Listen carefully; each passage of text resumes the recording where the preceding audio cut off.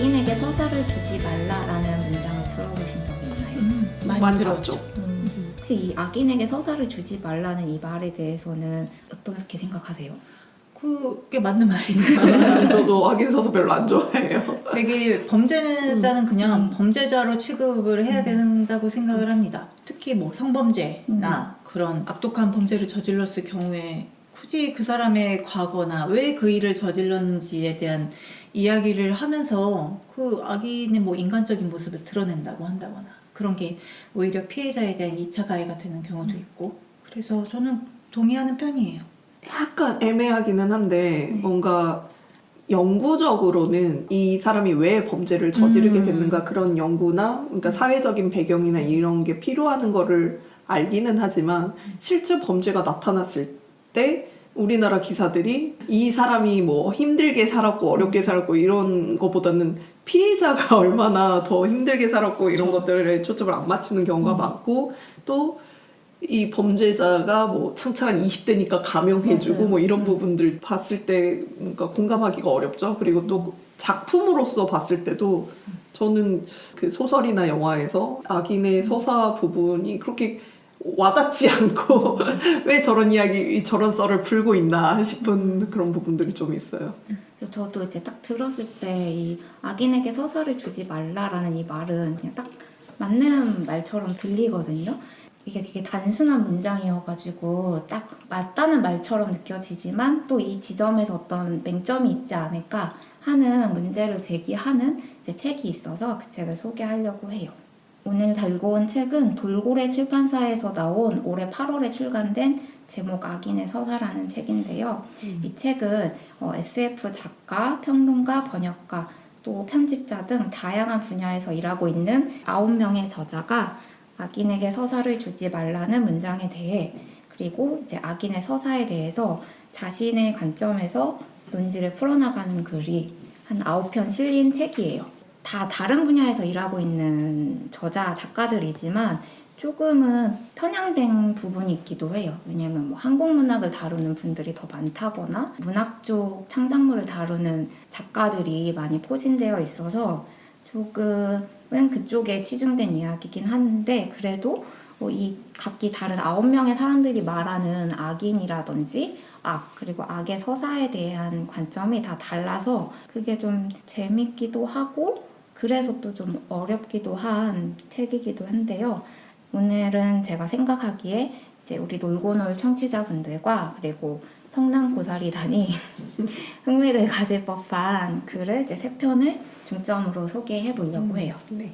그래서 이 책을 여는 처음 글은 SF 소설가이자 평론가이기도 한 듀나의 작가의 글인데요. 저는 이제 듀나 작가님 글을 읽어본 적은 없는데 이제 굉장히 많이 들어서 알고 있는 작가이기도 하고, 실제로 이 듀나 작가가 2022년 1월에 이 악인에게 서사를 주지 말라는 문장으로 시작된 그 트위터에서의 설전에 좀 참전이라고나 할까? 그 한 가운데 있었다고 하더라고요. 그래서 이 책의 첫 글로 이제 실린 게 아닐까 싶은데요. 이게 140자 한계가 있는 트위터니까 아무래도 이게 논쟁이 좀 이렇게 정밀하게 세심하게 되지는 않았을 것 같아요. 그래서 이 책에 실린 글을 통해서 듀나 작가가 악인에게 서사를 주지 말라는 이 문장이 어떤 의미인지를 이제 딱 처음에 말하는데요. 이 문장이 전하고 싶은 메시지는 악인의 이야기에 집착할 바엔 그 시간에 선인의 이야기에 집중하는 것이 낫다 라는 의미라고 말하더라고요.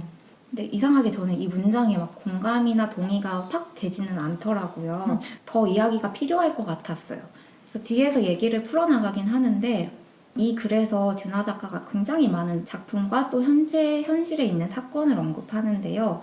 맨 처음에 언급한 사건은 2022년에 일어난 그 신당동 영무원 살인 사건이에요. 이제 서울교통공사에서 함께 일하던 남자가 여직원을 스토킹하면서 나중에는 결국 이제 화장실에서 살해까지 하게 된 사건인데, 이 사건을 말하면서 한 국회의원이 이 범죄자의 사연을 교통경사까지 들어갈 정도면 열심히 했을 건데 이러면서 사연을 임의로 상상해서 뭔가 면죄부를 주는 듯한 말을 하고 그러거든요.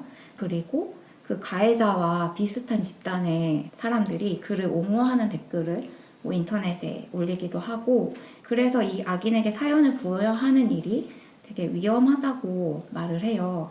이제 그 말을 한 뒤에 여러 창작물 속에서 악인이 어떻게 다뤄지고 있는지를 이야기하는데, 굉장히 최근작인 TVN 드라마 작은 아씨들 혹시 아시나요? 네, 재밌게 봤습니다. 거기에 나온 원상아라는 인물이 있다고 하더라고요. 네. 그 인물도 얘기하고, 섹스피어의 맥베스 부부나 뭐 베니스 상인의 샤일록, 뭐 레미제라블의 장발장 자베르, 톰 리플리, 한니발 렉터, 조커, 타노스. 뭐 하나같이 다 싫어했더니 저 레미제라블에서 그 스타도 진짜 싫어하거든요. 자베르가 독창으로 이렇게 부른 노래 제목이거든요. 아, 네네. 안 좋아합니다. 조커 나올 줄 알았다. 조커 정말 싫어하고요. 타노스 극혐이고요. 맥베스 부분. 맥베스를 안 봤네. 아니, 그러니까 나는- 타노스가 정확하게 진짜 엔드게임 보면서 제 이야기를 왜 저렇게 많이 하고 있어 하면서 짜증났던 부분이에요. 제가 말한 이 캐릭터들 외에도 다른 또 캐릭터까지 다 되게 많이 언급하거든요. 그러면서 뭐 모범적 악당, 악당의 스펙트럼, 절대 악에게는 금지된 공감과 이해, 악당이 주인공인 이야기가 재미없는 이유, 그리고 작가의 손을 떠난 이야기가 음모론자들의 먹잇감이 될 때, 그리고 유독한 팬덤의 시대, 이게 다 요 글 안에 있는 작은 꼭지들의 제목이에요. 이렇게 유독한 팬덤의 시대라는 꼭지를 마지막으로 해서 글이 마무리가 되는데, 처음 읽었을 때는 그래서 듀나 작가가 무슨 말을 하고 싶은 건지가 좀 잘 모르겠다는 생각이 들었어요. 되게 많은 작품들을 가져와서 얘기를 하면서 그래서 어떻게 된다는 거지? 라는 생각이 들었었는데, 밖에 이제 준비를 하면서 다시 읽어보니까 작가가 쓴 문장들 몇 가지로 좀 정리를 할 수 있겠더라고요. 어떻게 말하냐면, 공감과 이해의 노력은 변화의 가능성이 있는 사람들에게 집중적으로 투입되어야 한다. 이렇게 말하면서 이게 아마 맥베스 부부에 대한 얘기였던 것 같아요. 그리고 가장 큰 문제는 우리가 선과 악을 구분하는 능력이 심하게 떨어진다는 것이다. 그러면서 이 글의 마지막이 어떤 문장으로 끝맺음이 되냐면, 영화는 영화일 뿐, 소설은 소설일 뿐, 같은 말은 거짓말이다. 어느 작가가 세상을 향해 한마디라도 던졌다면 우린 그 말의 여파로 세상이 꿈틀거릴 것을 각오해야 한다. 이렇게 말을 하면서 끝맺는데, 결국 그 무언가를 창작하는 사람들 뿐만 아니라, 그리고 어떤 작품을 보고 우리가 요새는 정말 SNS나 매체로 서로의 의견을 공유하는 게 너무 당연하게 되었잖아요. 그래서 그게 좀 독이 되기도 하는데, 그런 의견을 나눌 때조차도 우리가 서로에게 아니면 사회에 끼칠 수 있는 영향에 대해서 좀 한 번쯤은 생각해보고 나누면 좋겠다 라는 그런 결론이 아닐까 하는 생각을 했어요. 사실 이 악인에게 서사를 주지 말라는 문장은 좀 더 저는 현실에서 벌어지는 범죄나 악행에 대해 더 가깝다고 생각을 하는데, 이게 어느 순간 그 창작물에도까지 영향을 미치는 담론이 되었다고 하더라고요. 아, 근데 악인에게 서사를 부여하지 말라는 오히려 창작물에서 나온 얘기 아니에요? 그랬나요? 그 이야기는 저는 창작물 리뷰에서 더 많이 봤거든요. 저는 우리나라의 기자들이나 나도 그- 기사 기사화하거나 거기서는 악인이란 단어보다는 범죄자에게 서사를 부여하지 말자를 이렇게 하지, 악인에게 서사를 부여하지 말라는 그 말 자체는 창작물에서. 그래서 이 안에서도 지금 듀나 작가도 언급을 하는 게, 실제 사건은 하나만 언급하긴 하지만 실제 사건도 언급하고 그 뒤에 창작물에 대한 얘기를 더 많이 풀어내긴 하거든요. 그래서 두 번째 소개하려고 했던 글이, 이 글은 좀 더 명확하긴 한데, 제가 방금 말한 현실 속 진짜 인물을 어떤 논픽션으로 풀어낸 책에 대해서 말하는 이제 글이 있는데요. 미스터리 전문 잡지 미스테리아 편집장인 김용원 작가가 쓴 글인데요. 실제 사건을 이제 문학의 형식으로 기록한 작품들을 통해 이야기를 풀어내요. 이 글이 저는 이 책에서 제일 명료하고 되게 쉽고 재밌게 읽혔는데요. 김용원 작가는 우리가 왜 이렇게 실화에 열광할까 하는 물음으로 이제 글을 시작하거든요. 그러면서 이런 실화에 대한 열광 혹은 범죄자에 대한 매혹이 시작된 지점을 그 FBI 행동과학부에서 찾아요. 그래서 처음에 소개하는 책이 살인자들과의 인터뷰, 부제는 이상 살인자들의 범죄 심리를 해부한 FBI 심리분석가 로버트 레슬러의 수사 기록. 마인드 헌터를 이야기할 때 제가 언급했던 책입니다. 이 책으로 이제 글을 여는데 책에 실린 한 문구를 언급을 해요. 이걸 좀 읽어볼게요. 내가 연구를 하면서 얻은 결론은 어린 시절의 정신적 충격이 아니라 비뚤어진 사고방식을 키우는 것이 문제라는 것이었다. 살인범들은 자신들이 품고 있던 환상에서 동기를 부여받아 사람을 죽이게 된다. 라고 이제 말하면서 범죄자들의 유형을 체계화하고 이론적 배경을 설명했던 이제 로버트 레슬러의 말인데요. 이 사람도 우리가 서사를 줄 때 악인에게 뭐 어릴 적에 불우한 가정 환경이라든지 아니면 어떤 이 사람한테 있었던 불행에 대해서 얘기를 하면서 이 사람한테 어떤 이유라든지 원인 같은 거를 이제 주게 되잖아요. 근데 이게 사실 어릴 적 불우한 환경이 문제가 아니라 이 사람이 어떤 자신의 사고방식을 키우는 것과 그리고 그거를 정말 그 어떤 내가 환상에서 계속 실행했던 악행을 실제 현실에서 실행하는 것이 문제라는 이야기를 하면서 아마 악인에게 서사를 줄 필요가 없다는 말을 한 것 같거든요.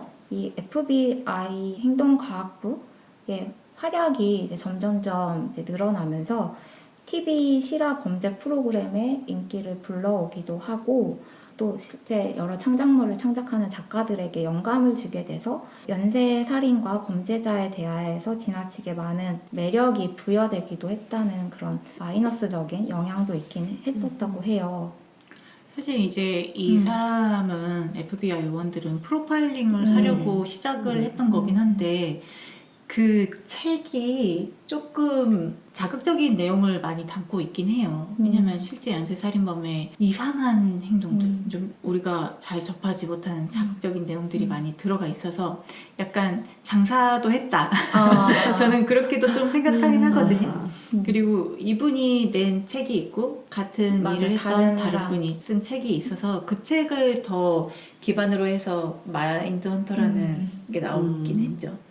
근데 마인드 헌터를 데이빗 핀처가 했잖아요. 데이빗 핀처가 계속 연쇄살인범에 대한 영화, 드라마 이런 걸 좀 만들었는데 매료된 사람이구나. 제가 데이빗 핀처를 그래도 조금 더 좋아하는 데 있어서 마음이 편한 이유가 네. 악인에게 서사를 많이 부여하지 않고 아, 그래요? 그거를 쫓아가는 사람들을 다루죠. 그러니까 피해자의 관점도 아니에요. 그래서 불쾌하지 않게 진행되는 게 좀 있습니다. 지금 약콩님이 말한 것에서 또 더 이어지는데 막 약콩님이 데이빗 핀처를 좋아하는 이유에 맞는 책들을 또 더 소개를 해주시거든요. 오호. 그래서 이렇게 범죄를 얘기하면서 자극적이고 쾌감을 주는 방식 말고 다른 방식으로 풀어내는 콘텐츠가 있으면서 두 권의 책을 소개해줘요. 그래서 이 책들도 되게 읽어보면 좋을 것 같은 책인데 먼저 첫 번째 책은 어둠 속으로 사라진 골든 스테이트 킬러 라는 책이에요. 이 책은 그 1976년부터 86년까지 약 10여 년의 시간 동안 캘리포니아주 몇몇 지역에서 일어난 50여 건의 성폭행과 13건의 살인사건을 벌인 범죄자에 대해 쓴 한 책인데요. 명이요? 네. 그래서 이 범죄자의 별칭이 골든 스테이트 킬러라고 하더라고요. 책은 이 범죄자가 왜 오랫동안 잡히지 않았는지 그 이유에 대해서 찾아가는 책이에요. 그러니까 이 범행을 저지른 사람이 한 사람인 것 같은데 여러 주에 걸쳐서 이 범행이 이루어지다 보니 그리고 미국이 좀 주가 크고 주마다의 법도 다르고 그 캘리포니아 주에 있는 지역마다도 좀 그 경찰의 어떤 이게 좀 과거이다 보니까 뭐라고 하지? 관할권이다. 관할권이 다르기도 하고 연합해서 수사가 안 되기도 하고 이 범죄자에게 어떤 전지전능함 같은 이런 신화가 쓰여져 버린 거예요. 그래서 실제로 어떤 이상한 일이 벌어졌을 때 이거를 신고해야 되는데 뭐랄까 두려움에 나는 아니면 된다 이런 생각으로 신고를 안 하기도 하고 그래서 많은 단서들을 놓치기도 하고 했지만 그런 이유들을 설명하고 범죄 행위와 범죄자에 대해서 탐구하는 책인데요. 실제 이 범죄자가 이게 1976년에 시작된 범행인데 잡힌 거는 2018년 4월에 잡혔다고 세상에. 해요.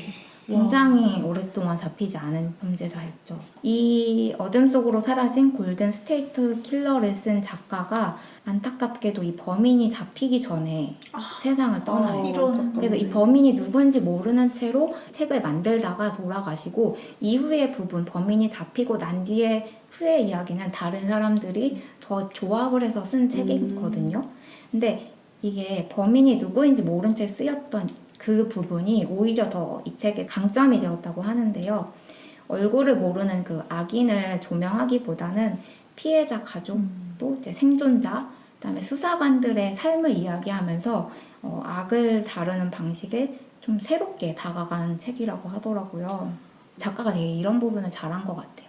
범인이 잡히지 않는 이유들을 하나하나 이걸 파헤쳐 가면서 이 골든 스테이트 킬러란 범죄자가 되게 대단하고 위대한 사람이 아니라 그냥 어떤 운이나 침대 상황 때문에 잡히지 않았던 거다, 이런 얘기도 하고, 또 결국은 이 범인을 잡기 위해 물론 좀 많은 문제들이 있었지만 노력했던 여러 사람들의 이야기, 그리고 우리가 이제 이 악을 과대하게 포장해서 생각하지 않고 그냥 바로 바라봤을 때 그게 어떻게 힘이 되는지, 그리고 아는 것이 주는 힘이 어떤 건지를 이제 좀 알 수 있게 해주는 책이라고 하더라고요.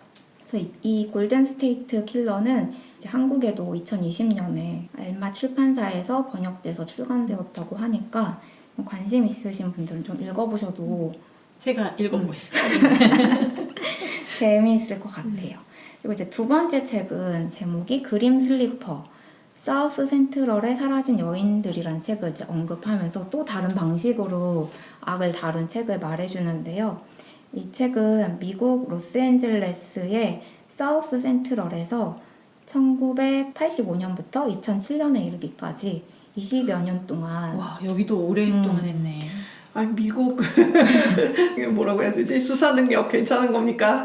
문제가 심각합니다. 생각합니다. 근데 10명의 흑인 여성을 살해한 아이고야. 사건인데 사실 이게 10명은 그냥 수면 위로 나온 그쵸. 사람이 10명일 뿐이고 더 있을 거라고 하더라고요. 이 책이 어떤 부분에서 조명을 하냐면 범인을 잡지 못했던 이유 중에 하나가 이 사건보다 더 유명한 사건, 아, 그거에 묻힌 거예요? 네, 묻힌 거예요. 그러니까 이 사건을 수사하기보다는 다른 사건을 수사해서 얻는 명예가 명예라는 게 있었고, 그 사실 이유 중에 일부는 그 피해자들이 흑인 여성이기 맞아요. 때문이죠. 게다가 인종차별적인 약간 부분이 있었을 것 이 같네. 지역적인 특성도 있었어요. 굉장히 부유한 쪽이 아니니까. 맞아요. 슬램가고 마약이 횡행했던 지역이기도 하고, 흑인 피해자 여성들 중에서는 뭐 매춘부도 많고, 그렇기 때문에 이 사건이 조명이 안 됐던 거죠. 주목을 받는 살인이 무엇인지, 또 이렇게 무관심하게 잊혀지는 살인이 무엇인지에 대해서 질문을 던지고, 악인이 만든 범죄나 살인, 이런 불행한 사건에 대해서 언론이 어떤 자세를 취해야 하는지를 보여주는 책이라고 하더라고요. 악당이나 악에 대한 매혹이 아니라 피해자들을 존중하는 방식으로 접근하는 작업도 가능하다고 이제 이렇게 두 권의 작품들을 설명을 해주는데요. 정말 이 두 권의 작품 다 정말 그 가능성이 보이는 책이어서 이 김용원 작가의 글을 읽으면서 시원한 느낌? 되게 깔끔하다는 느낌을 받았어요. 그래서 우리가 악에 대한 매혹을 경계하면서 악을 알아가야 한다고 말하면서 끝을 맺어요.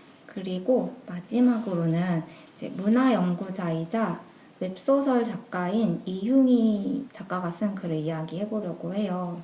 놀고놀에서 웹소설도 좀 다루기도 하고 해서 이 글을 얘기를 해볼까 하는데, 제목은 웹소설의 악인이라는 가짜 쟁점, 연대이자 사회운동으로서의 웹소설을 향하여 라는 글이에요.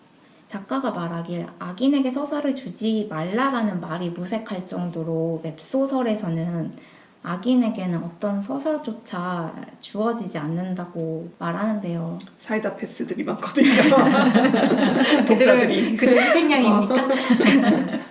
그래서 웹소의 특성상 악인은 주인공의 어떤 전지전능함을 방증하는 이례적이거나 아니면 기능적인 도구로 이용될 때가 많고, 뭐 부정적인 존재로 단순하고 납작하게 묘사가 되다가 권선진악의 대상으로 최후를 맞고 이제 퇴장하는 경우가 많다고 하더라고요. 맞아요. 그렇죠. 지금 웹소 전문가에게 자꾸 확인을 받고 있어요. 네, 확인을 받고 있어요. 따라서 이제 왁인에게 소설을 주는 것이 옳은지 말지를 따지는 게 웹소설이라는 장르에서는 좀 공허할 수 있겠다 하면서도 웹소설의 작법과 독법, 시장의 특이점에서 비롯되는 한계에서 나오는 어떤 악에 대해서 좀 이렇게 얘기를 하더라고요. 아까 말한 그 고구마 사이다 부분 있잖아요. 부여하는 게 웹소의 문제는 악에게 서사를 부여하지 말라 그뿐만이 아니라 주인공 서사도 빈약해요. 아 주인공 서사도 뭔가 빈약해? 서사를 쌓아가는 거를 그 몇 회에 걸쳐서 하면은 왜냐면 독자들이 다 떨어져 나가잖아요. 연재 맞아요. 작품이다 보니까 빠르게 이거를 뭔가 사건이 벌어지고 해결하고 이런 것만 반복되다 보니까 뭔가 내적으로 성숙할 만한 뭐 그런 것과 뭔가 좀 이겨내야 되는 그런 부분들이 있는데 그거에 대한 문해적인 부분 이런 건 전혀 보이지 않죠. 그러니까 악인이든 선인이든 다가 부족하다. 네. 사건만 있을 뿐 해결해야 되는 장애물 그것도 낮은 장애물을 이렇게 월등하게 해결하는 그런 것만 그러니까 있을 뿐. 그 패턴이 비슷한 것 같아요. 네, 원 패턴으로 계속 가죠. 계속 그 패턴이 반복되고 좀 강도가 세지면서 이야기가 이어지는 것 같은데 저는 웹소설은 읽은 거는 놀고놀에서 추천해 주셨던 그 전독 씨밖에 읽은 게 없어요. 네스급은 웹툰으로 보셨고. 네. 그래서 저는 웹소는 거의 안 보지만 웹툰을 좀 많이 보는 편인데 요새 되게 웹소를 원작으로 하는 웹툰들이 굉장히 많잖아요. 네. 그 웹툰들을 보면서 웹소설이 어떤지를 좀 알겠더라고요. 최근에 또 이제 내가 키운 S급들 이제 추천받아서 또 재밌게 봤는데 이게 초반에는 많이 재미있었는데 나중 뒤로 갈수록 그 비슷한 패턴이 계속 반복이 되니까 맞아요. 재미가 없고 너무 주인공이 되게 모자란데 사실 모자라지 않거든요. 굉장히 큰 능력을 갖고 회귀를 하잖아요. 되게 능력자인데 마치 아닌 것처럼 소설 속 세계에서는 다른 이제 주인공들한테 그렇게 여겨지고 물론 점점 갈수록 그 소설 속 인물들도 이 주인공이 굉장히 특별한 사람이다라는 거를 알게 되지만 다들 이런 패턴으로 가는구나 이런 느낌이 들었어요. 근데 전독 씨나 네스급은 여성 독자들이 되게 많이 붙은 그 웹소거든요. 비율이. 그리고 그들은 그 둘이 하는 그 감성적인 부분들을 못 견뎌 하는 남성 독자들이 엄청 욕을 했었던 작품들이에요. 와, 진짜요? 그 정도도 못 견뎌서. 그래서 굉장히 웹소치고는 그래도 주인공의 고뇌나 뭐 그런 갈등 부분을 많이 표현을 한 작품입니다. 그 정도도. 전독 씨는 저는 되게 읽고 감명했어요. 전독 씨는 좀 섬세한 부분이 맞아요. 있는 작품이죠. 그리고 되게 삶에 대해서 의외로 깊은 되게 깊은 통찰을 주는 그런 지점이 굉장히 놀라워서 저 되게 재밌게 봤거든요. 진짜 밤새면서 읽었는데 와, 근데 그걸 못 견디는 사람들이 그 어떤 많군요. 삽질도 용납하지 않는 독자들이 아. 많습니다. 그래요. 그래서 요즘 세상에 일어났다. 사이다 패스라니까. 이럴 수가. 이게 웹소설이 그 짧은 회차를 주기적으로 연재하면서 독자들의 댓글도 실시간으로 받으면서 연재를 하잖아요. 자기 뚝심대로 밀어붙이기 진짜 힘들죠. 정말 힘들죠. 거의 불가능하지 않을까. 그리고 일단 매출이 확 떨어지는 게 보일 텐데.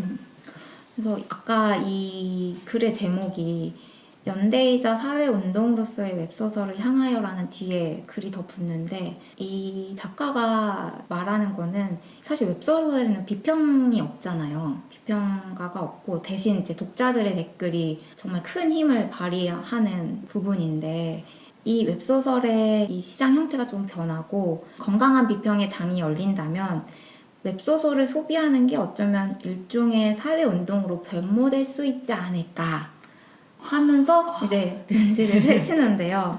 이게 왜 그렇게 얘기를 하냐면 이게 어떤 부분에서 웹소설을 읽는 것이 사회운동이 될 수 있겠다라고 말을 하냐면 웹소설에서 주인공이 되게 초월적인 능력으로 사이다를 실현하잖아요. 사실 그걸 읽으면서 이제 독자는 만족감을 느끼지만 실제적으로 살고 있는 소설 바깥의 현실에서는 그게 불가능하고 오히려 현실 속의 불합리한 구조와 인과관계를 이제 자각하게 되는 일이라고 말을 하더라고요. 그러면 이제 웹소설을 읽는 게 느슨하고 넓은 의미의 사회운동으로 볼 수 있지 않을까 하고 어떤 희망 같은 결론을 내비치는데요. 저는 이게 약간 회의적이더라고요. 저도 부정적입니다. 네. 왜냐면 아까 말한 것처럼 이 웹소설이 시장이 이 저자가 원하는 방향으로 변하기도 어려울 뿐더러 그 웹소설을 소비하는 소비자들이 그만큼 현실을 자각하면서 이 웹소설을 읽을까. 욕망의 투영이죠. 그쵸. 웹소는. 그쵸. 그쵸. 그래서 웹소는 정말 독자의 욕망을 그냥 채워주는 도구적인 장르. 그죠. 도구적인 장르이잖아요. 너무 많은 그쵸. 기대를 하고 너무 낙관적이신 게 아닐까. 물론 맞아요. 그런 방향을 추구하는 게 옳겠지만 웹소의 존재 의미가 좀 그런 쪽이 아닌 것 같아가지고 네. 뭐 되게 기념비적인 작품이 나와서 이 시장 자체의 판도가 판도를 바뀐다거나 그런 기적적인 일이 일어나지 않는 한 어려울 것 같습니다. 네, 어려울 것 같아요. 웹소 특히 남성향 주인공은 주인공 자체가 악에 가까운 경우도 꽤 많아요. 그러니까 오. 도덕적이거나 윤리적인 것들을 다 무시하고 강하고 얘를 쓰러뜨리기만 하면 되는. 역시 웹소설의 전문가. 아니 왜냐면 이 이야기 제가 안 했는데 이 작가가 그것도 언급하거든요. 약간 그 능력주의의 맞아요. 괴물들 그런 것들이 좀 보이는 부분이어서 네. 근데 그거를 좀 저는 구별을 해야 된다고 생각하는 게 향수 같은 경우는 전형적인 악인의 스토리잖아요. 근데 그거를 악인에게 서사를 부여한다라고 보지는 않거든요. 그러니까 제가 생각했을 때 악인의 서사를 부여했을 때 그 욕을 먹는 장르는 장르적인 그런 창작품에서 그 악인을 조명을 했을 때 문제가 계속 되는 것 같거든요. 그러니까 문학적인 작품에서는 뭔가 악인의 깊은 심리나 뭐 이런 걸 탐구하면서 인간에 대한 이야기를 하는 그게 목적이라면 악인에 좀 더 접근을 할 수 있는데 뭔가 장르적으로 이야기에 초점을 맞춰서 그냥 좀 더 사람들이 재미를 느끼고 뭐 이런 부분들이 있는데 엔드게임이나 뭐 이런 거에서 저희가 깊은 스토리를 바라는 것도 그 깊은 반전이나 뭐 사실은 아이언맨에게 이런 과거가 막 이러면서 충격 결말을 기대하고 보는 게 아니잖아요. 그렇죠. 우리가 어떻게 기대하는 스토리가 있는데 관객들은 그런 걸 기대를 하고 있는데 난데없이 스토리에서 악인의 서사가 부여되면서 그다지 알고 싶지 않은 얘기 그런 것들을 줬기 때문에 저는 욕을 먹는 거라고 생각을 하거든요. 그래서 많이 좀 구별돼야 되는 이야기가 일반 문학 속에서의 그 이야기 그리고 연구나 실제 사회에서 범죄자에게 사연을 부여하는 이야기 그리고 뭔가 장르적인 그런 기대하는 스토리가 있는데 그게 깨진 사람들이 화내는 거에 대한 이야기가 구별이 좀 돼야 되는데 뭔가 전체적으로 막 오면서 이야기가 조금 많이 엇갈린 것 같아요.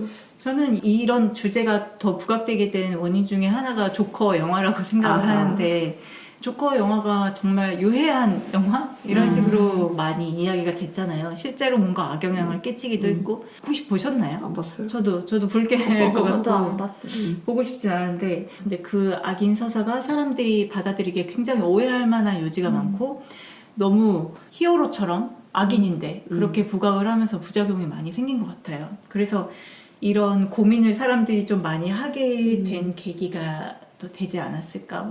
그렇지만 우리가 셋 다 이것 봐요. 초코를 안 봤잖아요. 그 악인 서사에 대해서 막 왈가왈부하기에는 우리가 자격이 너무 없는 거지. 자극이 없나? 그러니까 그래서 제가 이걸 왜 이 책을 그러네요. 대화로 가져왔냐면요. 키워드. 이렇게 여러분들과 대화를 나누기 싶었기 때문이죠. 야 이거 너무하다. 나가서 손 들고 서 있어. 네. 야 선인장의 그 뭐지 별? 쿠키런 킹덤. 쿠키런 킹덤. 그것도 있잖아. 그거 날씨 아이. 날씨 아이. 그래 내가 되게 신기하다고 생각했던 게 선인장의 롤을 초록이가 이어받았더라고. 근데 약간 초록이가 선인장보다 덜 뻔뻔해가지고 오히려 뻔뻔하게 그렇지. 뻔뻔하게 나갔었어야지. 아니 근데 진짜 이거 진심이에요. 왜냐면 지금 말한 것처럼 제가 이 주제에 대해서 많이 대화보다는 토론 주제에 가져왔어요. 토론도 대화잖아요. 토론도 대화죠. 그렇습니다. 네, 그렇습니다. 어려운 작품이었던 것 가서 같아요. 손을 들고 있겠습니다. 네. 오늘 저희 대화를 주제로 이야기했습니다. 저는 대화로 상대방을 포섭해야 하는 역할을 가진 교섭인에 대한 게임 들고 왔고 양치님은 외계 생명체와의 대화. 대화. 소통. 그리고 저는 악인의 서사라는 책을 들고 왔는데요. 사실 이 책은 굉장히 독서 모임을 하기에 참 좋은 책이지 않을까. 이렇게 싸움 나는 거 아닙니까? 이렇게 뭐랄까 열과 성을 다하는 토론을 할 수 있는 책이랍니다. 네, 저희는 다음 64화로 또 돌아오겠습니다. 들어주셔서 감사합니다. 감사합니다. 감사합니다.